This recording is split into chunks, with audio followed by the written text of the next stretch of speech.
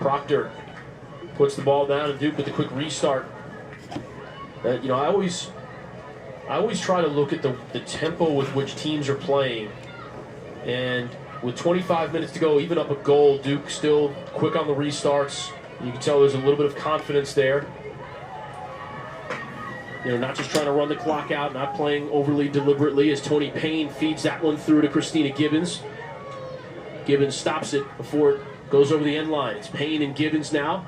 Gibbons the right-footed service. Ncaa on the other end of it. Couldn't do a whole lot with it. Miller runs through that one. And it's cleared as far as Kelly Zeichert. Yeah, I think for Duke, a lot of the stress of the 0-0 game is gone. And given that Illinois State hasn't threatened them at all, they kind of can feel free to play now and definitely chase a second goal. Southern Cal advances past Texas A&M 4-3 on PKs. So the Trojans safely into the final 16.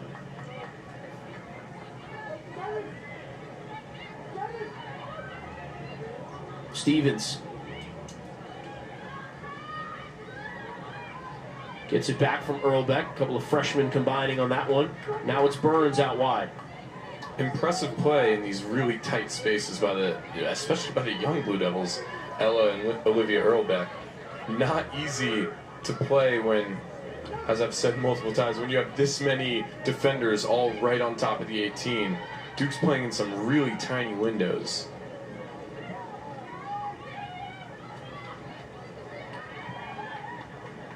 Abby Joyce on the ball for Illinois State. And now it's Del Fava. And Joyce once again. Del Fava looking for Cizik. This is, I think, what Illinois State needs a little bit of. That's a tough ball there. It's well handled, though, by Zerwinski. Just pass the ball around a little bit, possess. Maybe make Duke run, make them chase. Yep, that's good right there. Yeah, see if some pockets open up, even if it's on your own defensive side of the field, and then wait for your opportunity. Yeah, they did it one time in the first half, and connected enough passes to then find some holes in Duke's lines as they turn it over right there. But there was one time in that first half where they knocked enough passes and then broke the pressure and were able to get into Duke's half.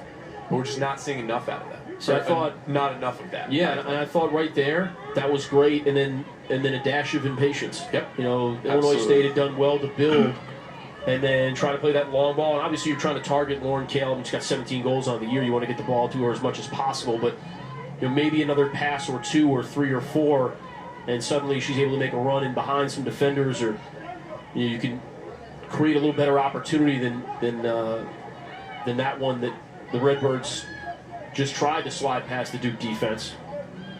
Yeah, I mean, build-up play in soccer requires so much mental toughness to not play that, that 20% ball, to keep playing those 100% passes and moving slowly and methodically up the field. It's not easy to do, and everyone has to be 100% plugged into that. Otherwise, it's easy to kind of just make a decision to try to hit a hopeful ball that doesn't turn into anything. But it's really important to just stay disciplined and keep connecting passes, and stuff will open up. Tony Payne whistled offsides once again. We saw Tony Payne score on a through ball where she was able to chase it down. She always plays really high.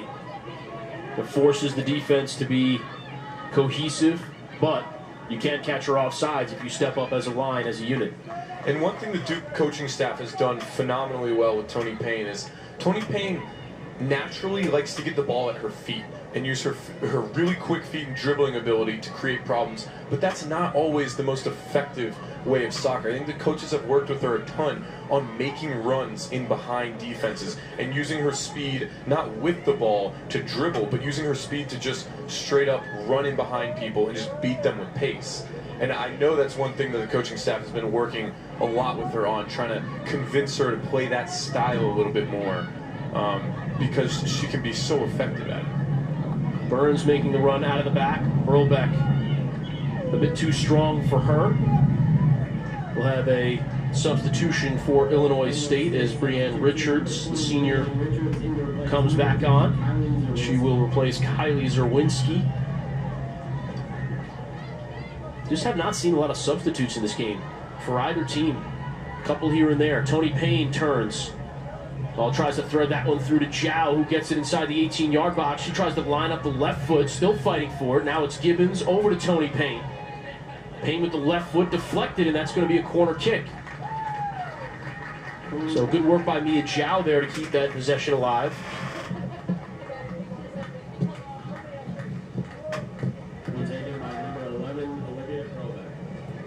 Under 20 minutes to go here in the second half, and it will be Earlbeck. Duke has elected to go short a couple of different times, even in these 2v2 situations. And they'll do it again. Just trying to improve the angle for Earlbeck. That's a good defensive header that time. DeBray tries to put it back in the mixer and does so. Very dangerous. 3 Blue Devils surrounding Haley Smith. But the freshman up to the task. I like to see that from Duke. All 3 of those girls ready for any sort of rebound. It means they're hungry for goals and understand that you can't take anything for granted in the NCAA tournament. That's a good sign for the Blue Devils. You were mentioning earlier the lack of substitutions, and I think especially when you watch the Northwestern game and how many subs they used, man, I think it's important to start thinking about, I mean, if you're the Blue Devils, it's important to kind of understand that if we do win this game, we do play in less than 48 hours. They even have less rest time. The winner of this game has less rest time than Northwestern. So I think it was interesting to see Northwestern kind of preparing for that in their game, whereas these 2 teams seem to be focused on, you know, staying in the moment and making sure that they get past this round. Yeah, that's the thing. You obviously have to be... Winning is the first thing. Yeah. And if you can win while saving players, that's even better. That's another reason why I'm sure Coach Robbie Church would love to see Duke put a second or third goal in. Then that way you can breathe a little bit easier, maybe get some of your players some rest. But obviously, why bother trying to rest them if you don't know you're going to advance? So that's the first thing you got to take care of with under 18 minutes to go here. Absolutely. And as a coach, you can get criticized either way you do it. So there's not necessarily a right answer. You have to stay in the moment, but you know there are more rounds of this tournament. So it's interesting to see, you know, kind of for Northwestern and Duke, the 2 teams who, you know, have looked more likely to win the game, how they've kind of taken different approaches. For those just joining us, Northwestern defeating Southern Illinois University Edwardsville early today here on this very side. Jared Brist, I'm Ryan and Craig. I want to give a huge shout out to our production crew who's been with us for both games. A long day for those guys and gals, getting everything set up for several hours of soccer. Under the lights here in Durham as Casey Martinez gets ready to check in for Duke. So maybe some more substitutions coming for head coach Robbie Church. A free kick, though, available for the Redbirds. Yep, get everyone forward. You might as well. You know, these opportunities have been few and far between for Illinois State. That one is chipped into the 18-yard box. DeBray is the first to it, though. Yeah, and they're looking for Lauren Kale on any chance that they can get. She made a little diagonal run, and that's exactly where the ball was played, but yeah, I mean, she needs a little help up there. She's not going to be able to create a goal out of nothing by herself.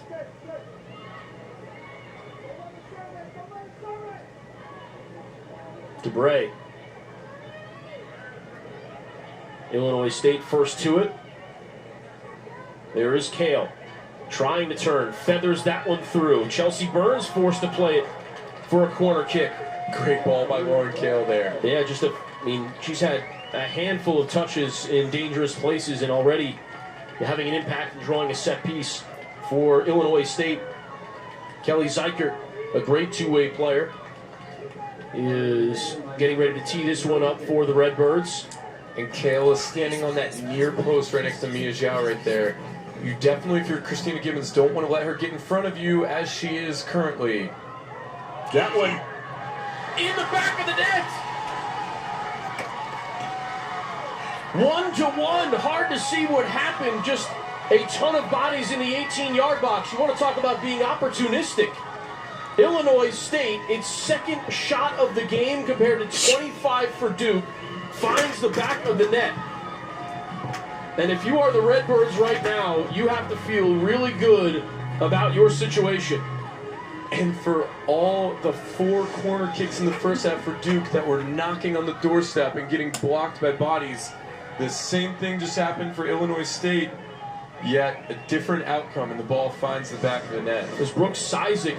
The ball kind of ricocheted 3 or 4 different times. Sizik does what she has to do. What a goal at an important time. Her first goal of the season. Not a bad time for it. Yeah, well, I hate to have kind of criticized Eric Gulls' tactics at this point. He must have known 1 corner kick was going to be a goal for them. That's all they needed. So he was just waiting for that 1 corner. Well, and it's obvious, but that's why goals 2 and 3 are so important. I mean, all it takes is 1 chance. Now all of a sudden, here's Ncaa. She's 1 on 3. Come on. Oh, 1 more touch, and she was looking to slip in. It looks like Brianna Richards there was making a good run. Martinez chips that one ahead, looking for Tony Payne. Payne giving chase. She will prevent it, I should say, from going out of bounds for the throw, and instead it'll be a goal kick. And how now, Jared, does Duke regroup? This is a game you've absolutely owned. There's really no other way to describe it. You have dominated it in every facet. And suddenly Illinois State, saying it was against the run of play is the understatement of this entire tournament. And yet here you are, 1-1 on the road against the top 15 team. Yeah, it's pretty shocking, honestly. And this is going to require a lot of mental toughness from Duke to understand that, what's happened has happened, and, we still are at home in a tie game, with a chance to move on in the NCAA tournament. But it's not easy. I'll tell you that for sure. I mean, conceding a goal like that in a game like this, it's hard. It's hard to recover from. And so, that's up to the leaders of the team, the captains, the coaching staff to kind of keep everyone positive and let them understand that, it's obviously not over and we still need to keep pushing, but it's okay. We're still running this game. We're likely to get a lot more chances. And so, don't freak out, calm down. But, that it's a massive momentum shift, certainly. Well, I'll say this, too. Brooks Sizik was the player, so she not only has the goal, she was the one that took the yellow card on the opportunity that Tony Payne had about 20 yards from goal. Here is Payne, plenty of space, passes that one in the back of the net. Tony Payne taking matters into her own hands. What an individual effort from Tony Payne there. Great composure on the finish to not strike it with her laces. Just uses the inside of her foot, curls that into the far post. I watched her in warm-ups during shooting drills, hitting that exact same shot, not with the laces. Great little finish there, and skill by Tony Payne to know that she doesn't need to blast it, and a great finish. Okay, so back and forth we go on this emotional roller coaster here at Koskinen. I told you it was going to be high scoring. Oh, man. Yeah, 2-1, just that quickly. Oh, yeah. Look for all the world like we're going to have a 1-0 result. I think we said there might be about 3 goals or so in this game at the beginning. At this point, I no longer know what to expect. No. We'll stop predicting anything. No doubt. So, okay, let's reset again as we'll try to understand what's going on sort of mentally with these teams. I mean, what a crazy 5 minutes. You're Duke, you think you have this one pretty well secure. All of a sudden, you're Illinois State. You find the tying goal, and it's, oh my gosh, we've got this exactly where we want it. Duke suddenly feels terrible about where they are and how they haven't been able to convert. And now Tony Payne flips the script all over again. Now Duke with a free kick just outside the 18. Yeah, I mean, I think it shows that, especially in games like this, like Duke, when you're dominating, you never know when the goals are going to come. It could be 0-0, you could get the goal in the 90th minute, you could score in the first minute, or right here, like when it seemed like they were going to be, really in for a tough situation, they scored right away with Tony Payne. And Tony Payne has proved once again that she is a prime-time performer in the NCAA tournament. Payne now tied for the team lead in goals with 9. Ella Stevens also has 9. Casey Martinez, who came on as a substitute, taking the free kick. 4 in the wall for Haley Smith. Martinez lines that one up. Oh, what a goal! Martinez into the side netting. And Duke with a 2-goal lead. What a strike by Martinez. Woo! Upper 90. That was a heck of a free kick. Such a dangerous spot just outside the 18. You can see what a perfect angle. Wow. Round of applause to our production crew. What an excellent shot. I mean, you saw exactly what Casey Martinez was looking at. Nothing Haley Smith could do. And Martinez, a player who has not gotten a ton of playing time this year, scores her second goal of the season. Jared, 5 minutes ago, this was a 1-1 game. For all the world, it looked as if Illinois State might be taking it to overtime. Oh my gosh, you're Duke. You've got almost 30 shots. You haven't been able to put the game away. What a response by the Blue Devils. I mean, that was going to be the question. How would Duke respond to that? We knew Illinois State was feeling good about themselves. What an answer by Tony Payne and Casey Martinez. Absolutely. I mean, that is quite literally the perfect response to getting scored on. I think it definitely goes to show that, you know, you push to create opportunities for the whole game, which they've been doing, but you never really know which ones are going to go into the back of the net. Well, we said